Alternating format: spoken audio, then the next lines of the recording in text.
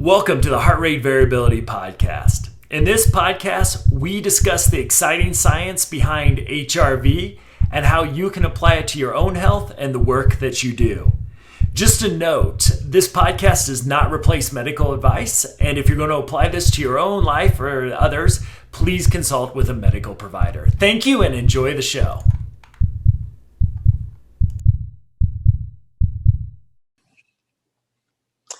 Hello, everybody. Welcome again to another episode of the Heart Rate Variability Podcast. Jeff Summers here, co-founder of Optimal HRV, with my co-founder Matt Bennett. Hey, Matt. Hey, Jeff. How's it going? Good, man. We're officially post-election this time. Maybe. I was wondering how you were going to respond to that. It's not quite over from some people's perspective, anyway. Yeah, we'll see. I was having a pretty stressed out week last week. It's sort of funny, and I'll try and make this as apolitical as possible, but as the polls shifted, my morning reading shifted with them. So at one point, again, I'll try to be apolitical as possible here. I tanked out one of my worst readings ever. Maybe was self-medicating a little bit during the election to cope. But then they started to shift as the polls shifted. So I'm happy to say I'm back in the green and ready to roll for today. So that's perfect. Well, there were a few sketchy days in there, Jeff, where I'm glad we didn't have one on the books. So, and who knows, man, there may be more, but the first part of this is done. We'll see how it all shakes out over the next days, weeks, months. We'll see. USA.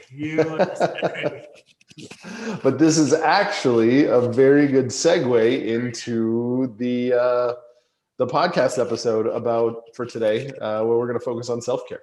Yeah. So, we've talked a lot about using HRV for therapeutical, clinical purposes. But everybody, no matter what you're doing and what kind of job you're in, needs to take care of themselves. And going through your book, I think everybody knows what burnout is. Everybody has experienced burnout to some extent.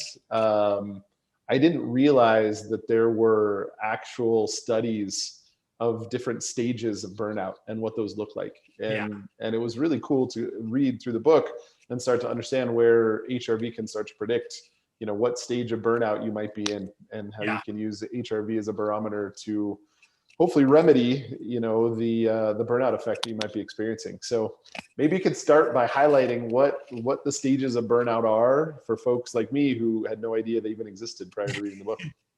Absolutely. And this has become and so really core to my thinking. When I do trainings on self-care, I actually title them Self-Care is Quality Care, because one of the big things, and in the professions I train in healthcare, social services, education, there's such a high level of burnout. So it's something I focus on quite a bit because we know things like productivity, efficiency, mistakes, all these things trend as burnout increases. And so when we think about burnout, the real goal when we talk about self-care is to stay healthy. That means we are emotionally regulated. We are cognitively being able to engage in our work. Everything we've talked about prefrontal cortex regulating amygdala, ventral vagal regulating putting that ventral brake on the sympathetic nervous system.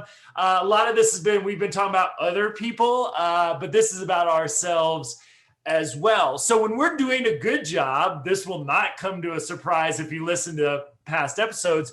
If we're doing a good job handling or recovering from stress, we'll have a good HRV compared to our baseline. We will be in the green, so to speak, with our new stoplights on the phone app. So one of the ways that I've really thought about burnout, because I like to make things tangible, is really looking at the goal of self-care is to stay healthy as long as possible. Now, some jobs out there might be able to stay healthy every day and you just never get burned out. I don't exist in that in my reality. And I don't think Would not be most nice. people do. And Even people that so, love their job to some extent, with yes, everything going on in life, it's it's impossible not to experience it to some extent. absolutely. And so the first stage, and I think for where I want to spend most of our time talking today, the first stage of burnout is exhaustion.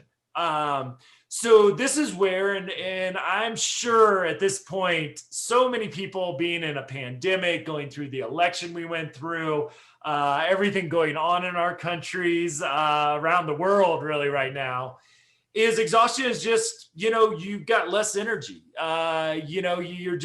You're sympathetic might not be giving you the energy you need. It may result in some anxiety, rumination, those sort of things. You may feel a little bit more depressed, a little bit more anxious when we get in that exhaustion stage. But the key is, and I think this is the most important thing I pulled from all the research I've done on self-care and performance, is most of us will be dancing between being healthy and engaged and exhaustion.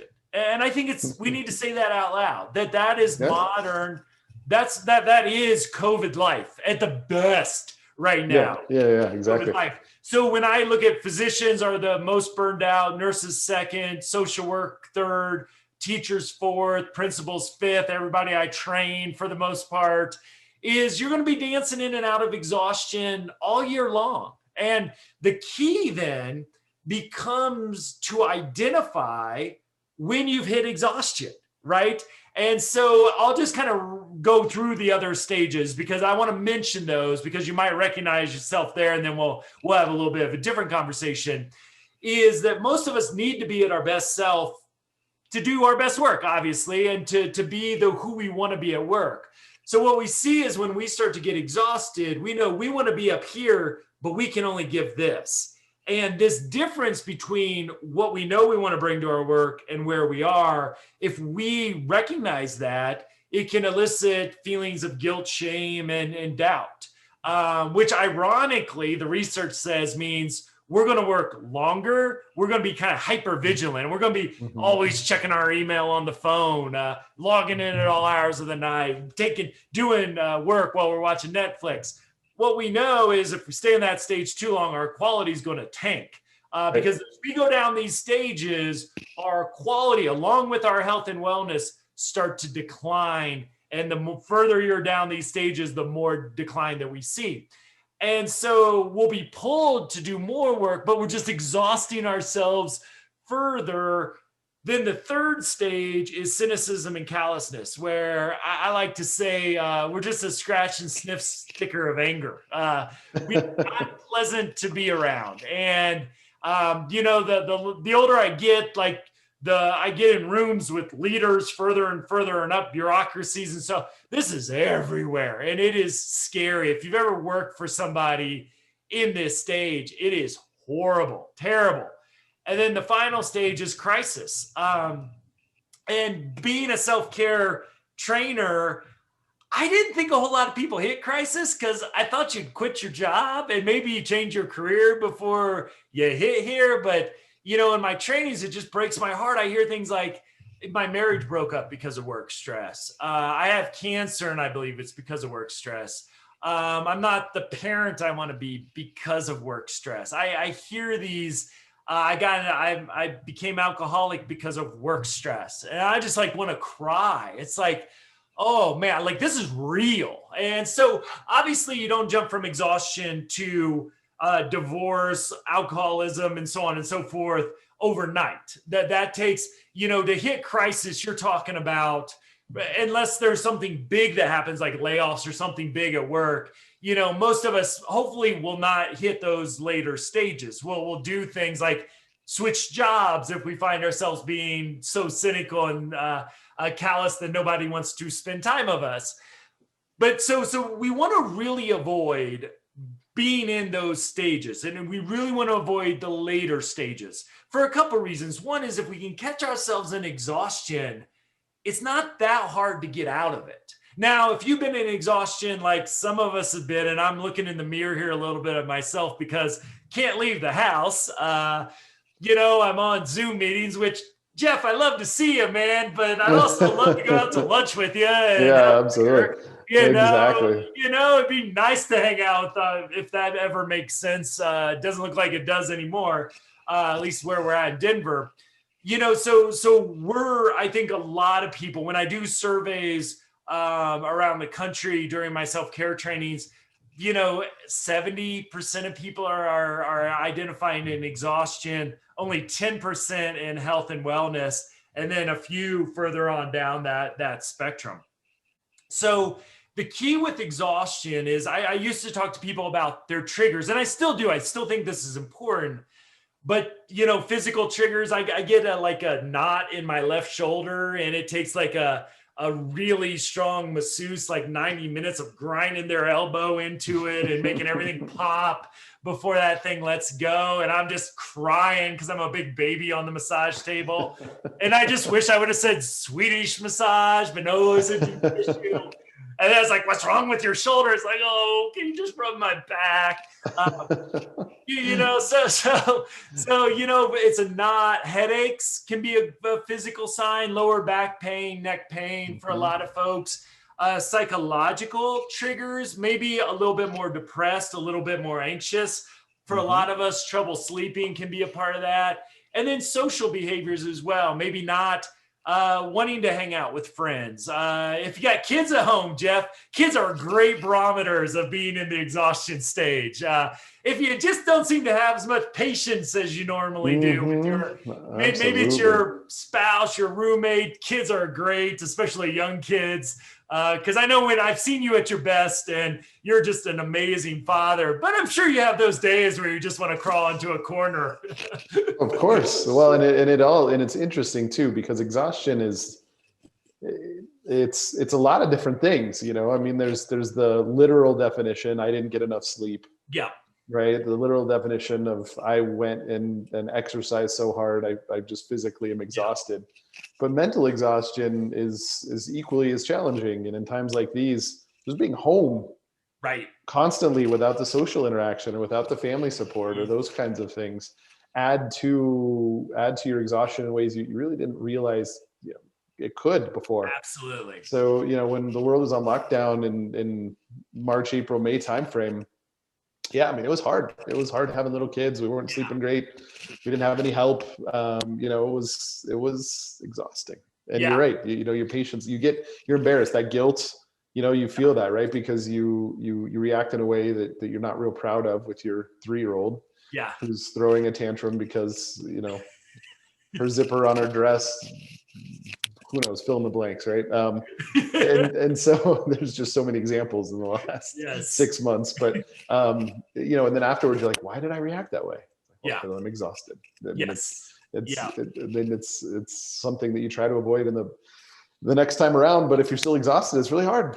It is. And you also bring up a good point too, is, we often separate work and home. I know for you and I, we work at home, so that separation have for years. So that's been easier for us to begin with. But at the same time, it's like we have like one body. So like because exhaustion, you get pushed in there for all kinds of reasons. And you bring this up too, like, I know like when I was a supervisor and people I supervised had a newborn at home, I knew to expect their performance. It was going to decline for a while. And it's like, okay, let's get a strategy. How can you sleep? Let's use your time off effectively. What are you going to do to manage all this?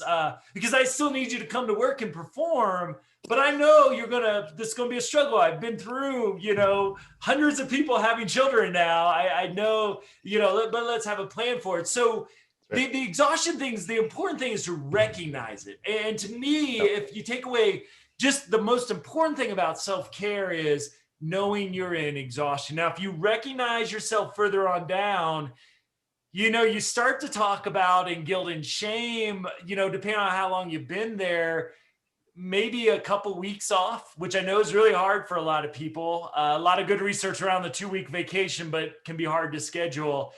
I know a lot of people there, they take me up on, say, if you have trouble getting out of there, maybe even getting your own mental health support. don't stigmatize your own mental health therapy. A therapist is going to love the day that somebody walks in and say, you know, nothing major is going on. I just want to be a healthier, better person. And I'm really, you know, struggling to take care of myself at work, and it's coming in my home life as well. I mean, we can help you with that as mental health professionals. Cynicism and callousness, I only have a few examples of people that have hit that stage that have been able to stay in the same job and recover. Is that right? Is that yeah, hard? because people, Too far gone? yeah, nobody likes them. You know, no. Burn bridges. Good point. Burn bridges. You got to do a lot of apologizing. You got to do a lot of work on yourself, because cynicism and callousness, as well as crisis, isn't something like you're cynical and callous at work and then it magically disappears on your commute home. So we talked about states and traits. Exhaustion, guilt, shame, and doubt. Those are states. Now they get longer and longer with you the longer you're in those stages. But cynicism, callousness is a state. I mean, these people are not happy at home. You go out for happy hour with these people. If you worked with one of them, they're no fun there either. It's not like they turn it on when they go out to happy hour. It's like, oh, geez, don't you have to go home? So here's where the HRV, I think, plays a really important role, because, well, I'm not going to say HRV can measure guilt, shame, and doubt. I'm not going to say HRV can measure cynicism and callousness. Those are kind of difficult states to put an HRV number on. What HRV can do extremely well is show you exhaustion. So here, and we outlined this in the book pretty concretely, you see a significant drop in your, let's say you've been taking measurements for 6 months, and all of a sudden you see your 7-day average performing 20-25% below your all-time average. You need to ask why. Because right. You see that going on where your monthly average is now going into monthly average aren't going to drop as significant as quickly, but you start to see a 10% drop versus your monthly and all time. You need to take notice of that. So when I say, hey, look at your triggers, sometimes it's a little hard for us to admit, I just don't have the energy I want to, because sometimes then we get guilt and shame about all that, and then we go into the spiral. So even when I do triggers, it's still a kind of subjective, judgment on myself. Whereas an HRV score is just going to give you concrete information. And so what HRV also does is I really encourage people to have a proactive and a reactive self-care plan. So what does that mean? Proactive is, what do you do each and every day to bring your best to work? And if you care about your job, I really encourage people to see themselves as athletes or musicians or somebody that prepares to be their best when they perform at work. We talked about that god-awful shake that I drank. I was just about to say, that's why some people drink broccoli for breakfast, right? Exactly, right? I don't do that, because I want to. I'd much rather have like waffles or Eggos or, Captain Crunch. Oh man, just that makes me salivate just thinking about Captain Crunch. But, I know if I have that, I'm not going to be as good at work. I know that. And so, I do that. I practice mindfulness. So I bring my best self to work. I work out, one, because I want to be a healthy person, but two, because I know that's going to make me better at work. So while, you can get double points for this too. One is I want to live a healthy, long life, but I also want to be the best on a normal Tuesday, a normal Wednesday, and what I do for my job as well. So what do you do every day or every week to bring your best self to work? So think of yourself, if you ever played sports, think about the time you spent practicing versus performing. Obviously, that's not going to equate in a work situation, but think about, what do you do outside work? Get a good night's sleep. Things we've talked about, right? Diet, exercise, mental health therapy when you need it, mindfulness. All that stuff's going to let you thrive when you get to work. And then, so you have that proactive plan. What do you do every day? What do you do every week? And then when you realize you're getting an exhaustion, what is your reactive plan? Now, the really good news is, for most of us, if we catch it quick enough, 3-day weekend, probably enough to get us back where we need to be. Maybe just even a fun weekend where you go hang out with friends, maybe go camping, go to a concert, whatever fun is sort of for you, and really plan that out. But again, if you catch it early enough, and HRV, that 7-day average on our app, it's going to tell you that. Then you then bring those reactive studies, which you have planned out ahead of time, which is key. Don't, when you get exhausted, you won't have the energy to make a plan to get out of exhaustion. I've been there. I can tell you by lived experience. So schedule that 3-day weekend, schedule that, camping trip, what's time with friends, whatever that might be, a massage, whatever that might be for you to get out of that. If you find yourself in exhaustion for a while or further down, again, it's then you're talking week vacation. But our time off is going to be some of our best tools because we just need to disconnect from work. Again, one of the things I see in the guilt shame is that I'm guilty. I know I need to be up here. I can only give this. So let me work 2 or 3 hours into the evening.